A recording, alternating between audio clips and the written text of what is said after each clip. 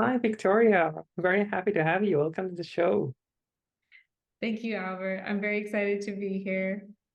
Me too. And the conversation topic is very interesting. So, to know a little bit more about you first, you study pleasure for living, and that is fascinating. Can you tell us more about that? Yes, I I call myself the self-love scientist for my business, and I do study pleasure for a living. And what I mean by that is I'm researching, interpreting, experiencing, and coaching myself and other women on how to lead lives and building healthier relationships within themselves so they can experience a life that goes beyond a structure, unrealistic expectation. And what I found to be very powerful is the connection between what we're feeding our mind and how it impacts our sexuality and our sexual health in general. So it's been a very fascinating study, and I think it's starting to become more popular, but it's still very easing in because it's such a taboo topic, something that we don't see in like schools or when it's depicted on the media. Very it's almost oversaturated. So, and that's one of the things that kind of blocks us from our potential because we're thinking in our minds it's supposed to be one way when in reality, there's a long list of questions you need to ask yourself and really sit with before moving forward.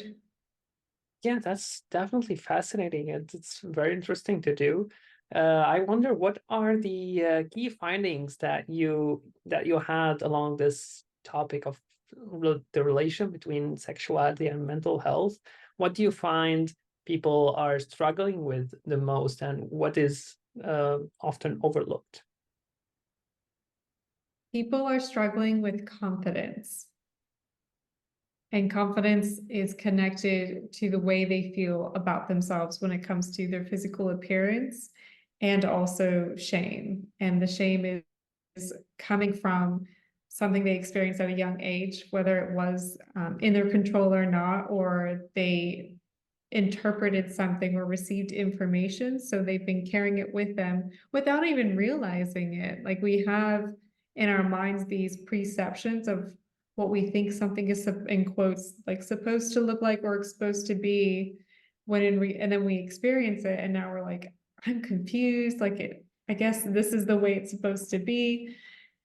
For example, um, there's about 45% of women out there who are experiencing unsatisfying sex, and that 45% reported that they did not feel great about themselves. They had these negative thoughts and feelings about the way they felt in their body, and they never considered that when they were with their partners. They just were very focused on if their partner or not was happy, and that stems from the shame and the fear of being left behind. Yeah, this is very insightful, and I think it's often overlooked by people. But it's interesting for me when I think about it. When you say bad experiences or some core beliefs that they had from early ages, does that only concern about the sexual experience in their early age, or it's more about the life in general that reflects into their sexuality? It's definitely a combination of the two because you can experience something and that's all you'll ever know. So you'll keep that close as you move throughout life until you choose to stop that pattern. So it's like looping behaviors.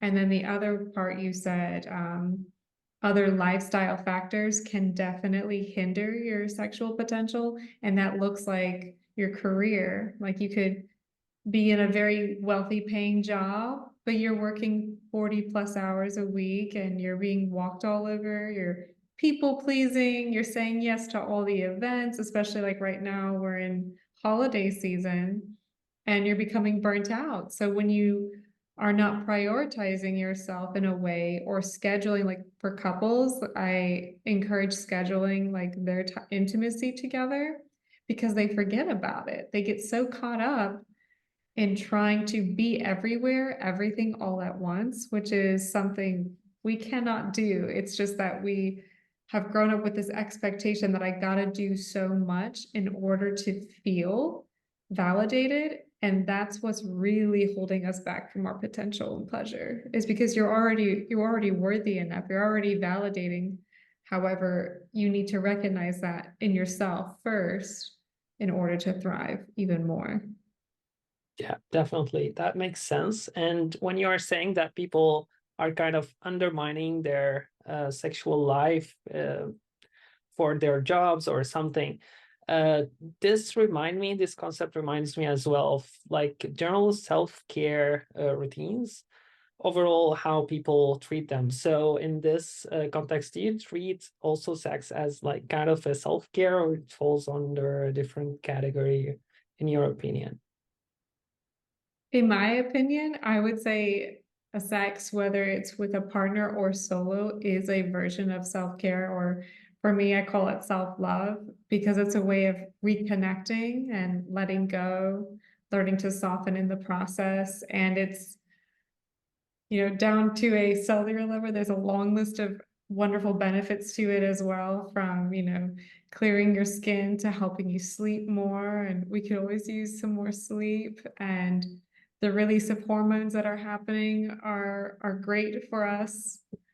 So yes, it's definitely something I would recommend adding to your self-care, self-love ritual or routine. And the best way to do that is to schedule it. If that's the first thing, like definitely start with scheduling it, because it can be hard.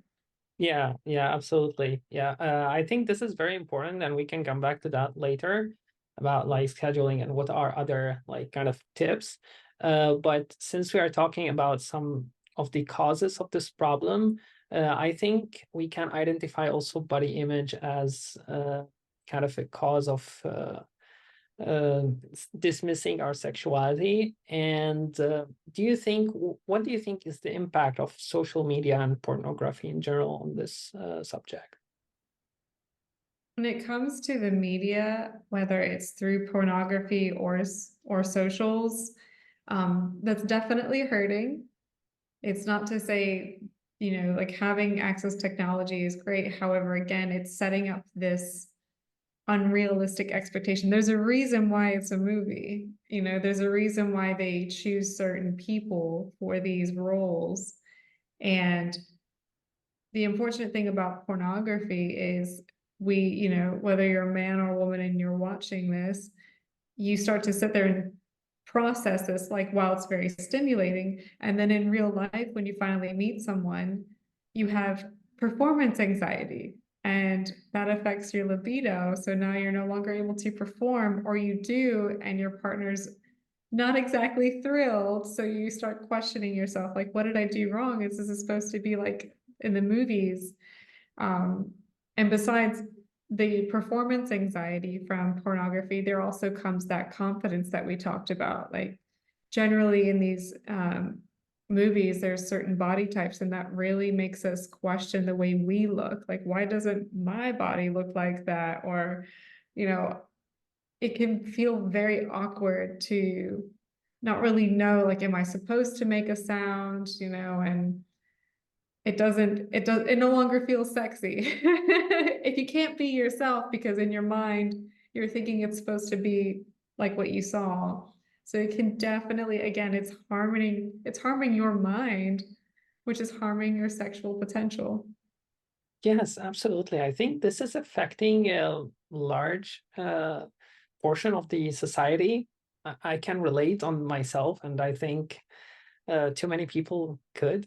So, in your opinion, what is the way of battling that? Because it's like, from what I see, it's two ways problem. Because I have a problem with myself and with my partner. I'm expecting something from myself that's Mhm. unreal, and I'm having this Mhm. unrealistic expectations for my partner. So, how do you think we can overcome it? So overcoming these unrealistic expectations is learning to recognize what's valuable about you and what's a non-negotiable for you when it comes to intimacy. So if you, let's go back to the confidence piece, which is something that I've noticed a lot when it comes to body shame, and that's blocking your sexual potential. So if you're in your mind thinking you're supposed to look a certain way or it's supposed to feel a certain way, you need to start practicing these forms of self-love for yourself. Start by appreciating your body and learning what feels good. So I highly recommend like even solo sex. Um, and at the same time, I would, if you're, with your partner, it's always good to have the discussion outside of the bedroom. If you're worried about anxiety performance, it's important to highlight the things you enjoy and the things that you would be open to changing a little bit, because it really, through communicating, especially like through safety and having trust, you can actually increase your chances of pleasure because now you feel safe. But if you don't feel safe in your body because you didn't have these conversations, nobody's going to read your mind. No one's going to know what feels good to you except for you. So the best way is to explain, communicate, and receive that clarification before moving forward. And there's a lovely amount of resources out there about, when it comes to performance anxiety or performance pressures and how you can really turn it up in the bedroom. Yeah, that's definitely insightful. But what you mentioned about the conversation, I think many people find that kind of awkward or embarrassing. So since you coach people, I bet that you give them some tips to go through it in a more comfortable way. So maybe you could share some of these tips, because I can't imagine like many people would hear you and think like, oh my God, I'm never gonna do it. It's like too awkward or something like that. Thank you for saying that. It does in the beginning. It's really hard. Like honestly, it's very hard to have the conversation the first time. And the reason why is, when you're with someone you care, or if you're with yourself, like even just sitting on your own and asking yourself these tough questions, it requires you to be vulnerable. And that's something we have grown into thinking it makes us weak, or by showing any form of vulnerability, emotions, or trust, we fear rejection. And that's something we see in partnership. It's like, well, I want them to be happy. Well, they're going to be just as happy listening to you. So my tips would be, definitely scheduling this outside of the bedroom with your partner, or even setting time aside for yourself. And always start with something wonderful, express how much you enjoyed being with them, and go into some things that, you'd love to share and bring up, whether it's something you want to try, or it's a question because you want to get to know them a little bit more, or just out of curiosity. It's going to feel hard at first. And again, maybe you're on the receiving end of this. So with communication comes great listening skills. So if it's happening, if you're receiving this information from your partner, or if you're sitting with yourself and you're trying to focus on, what is it that I want? Like, what does feel good for me? Allow yourself to pause and really listen with intention, because instead of trying to come up with the answer or just say yes to get it over with, by being more intentional with your conversations, you might actually learn a whole lot, and you'll be better for it, and so will your person.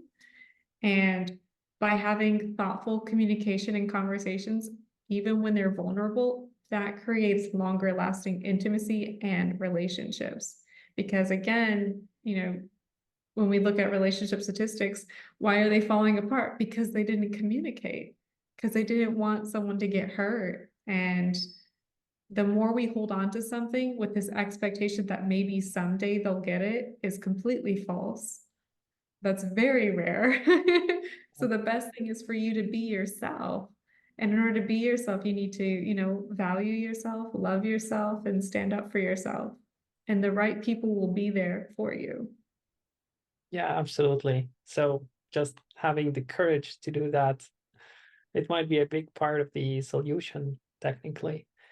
And another thing I wanted to discuss as well is how much do you focus on the emphasizing on the connection between the oneself and their bodies, like connection between the mind and the body. And because sometimes we have problems, but we don't know that the actual cause of the problem is that we are actually not connected to our body in a way that we think we are. We maybe go to the gym, we maybe exercise, and we think like, yeah, we are doing good, but we don't actually communicate effectively with it on the deeper level.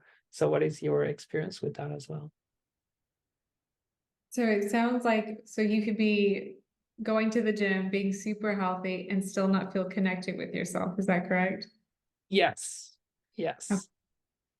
So with that disconnection, I would almost ask, like, what is it that you're doing? Like asking yourself, what is it that you're doing? Who is this for?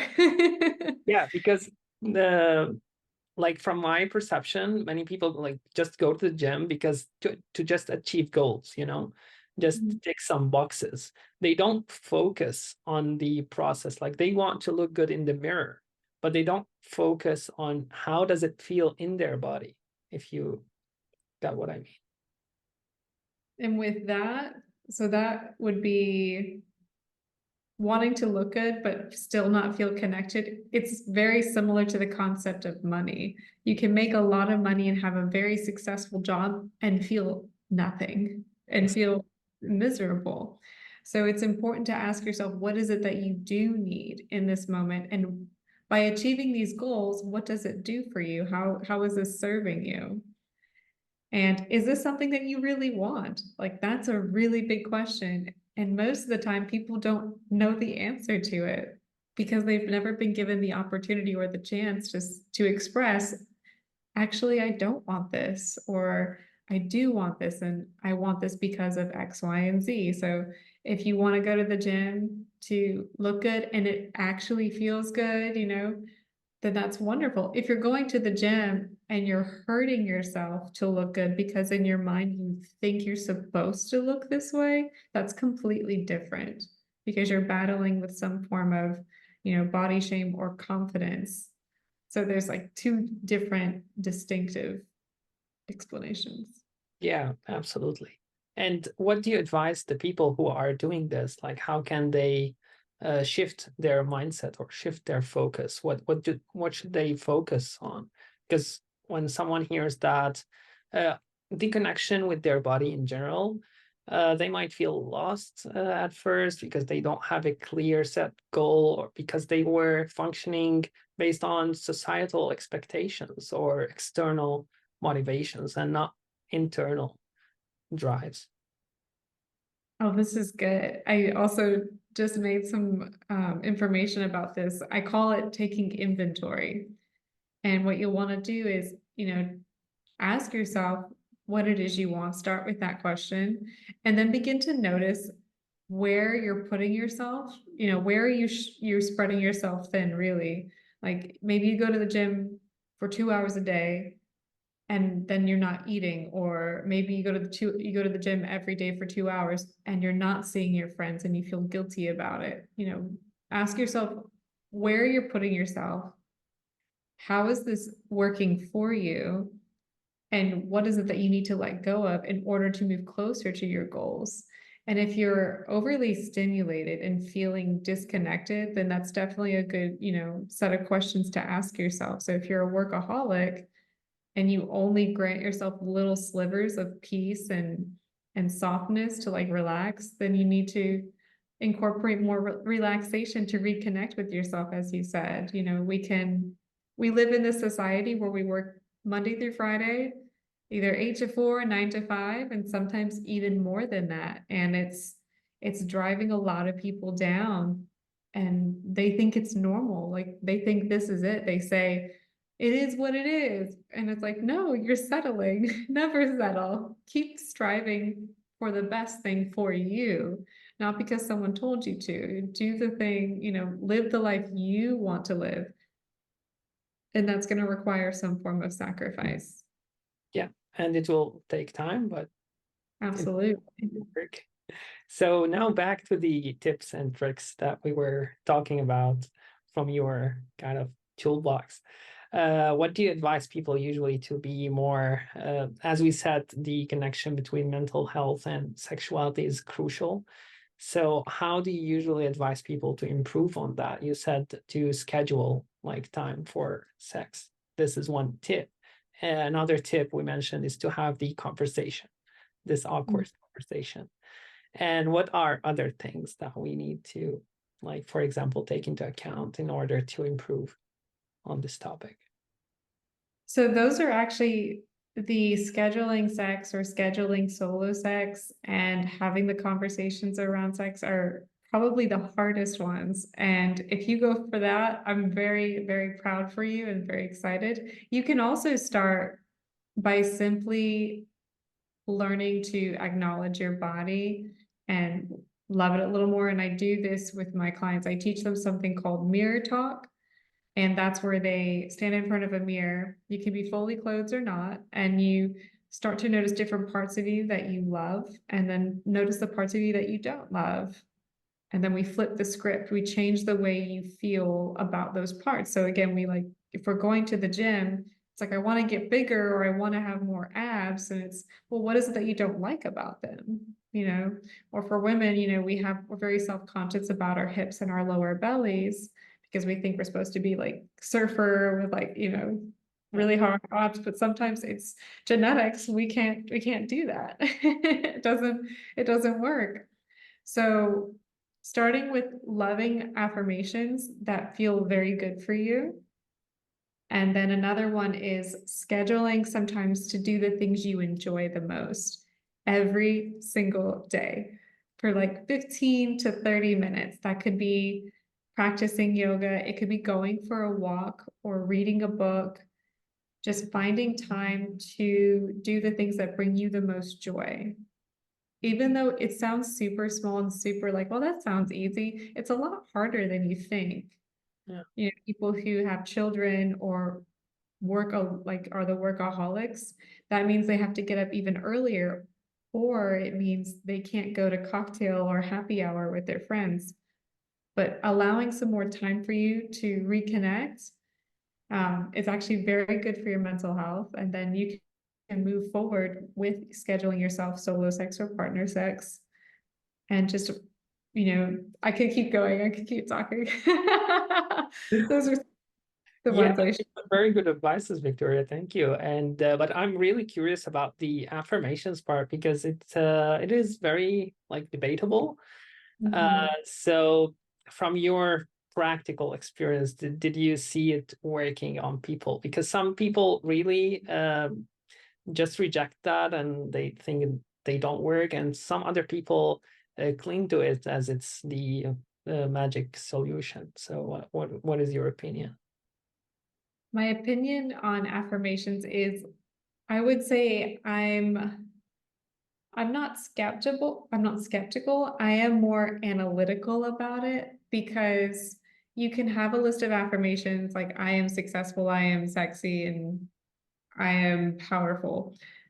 You can say everything you want because your words are powerful. However, you may not feel that at all. And feeling like the emotions that we have is, you know, emotions are energy in motion. So if you don't feel sexy, if you don't feel successful, or you don't feel powerful, then those words will not carry as heavy as a meaning. And you're just saying things to say things. It's like, how do you use your word, turn your words into actions, just like actions speak louder than words. So with affirmations, you know, I could have a client pick out a series. We'll find a set of affirmations that work really well for them. And my affirmations of you know, I am sexy, I am successful, and I am powerful. Someone might want to say that because it sounds good, but it doesn't feel good for them. So we need to find the words that are more suitable and ask ourselves, well, what does feeling sexy do for me? What does feeling powerful do for me? What does it look like to be successful? And the more we take these affirmations and really expand them into a more visual interpretation, we can easily put ourselves into that identity and start acting as it. So if you say you are sexy, powerful, and successful, I need you to step into this identity of what that looks like for you specifically. Not what it looks like for your friend, not what it looks like on TV. What is it for you specifically? And your brain will start taking this visualization and recalibrating, recreating a new reality for you because you visualize it so. Right. Yeah. This next level explanation, I think, makes perfect sense. It's Yeah. very, very convincing. Yeah. Your brain So, is powerful. yes, it is. Absolutely. So, Victoria, I think we came to the end of the episode. So, I'd like to thank you so much. It came by so fast, and these all information were very interesting. And I think we took a lot of useful tips from you. So, thank you so much for being here. Thank you, Albert. This was a really insightful conversation too. I loved it. Absolutely. Looking forward to seeing you again. Thank you.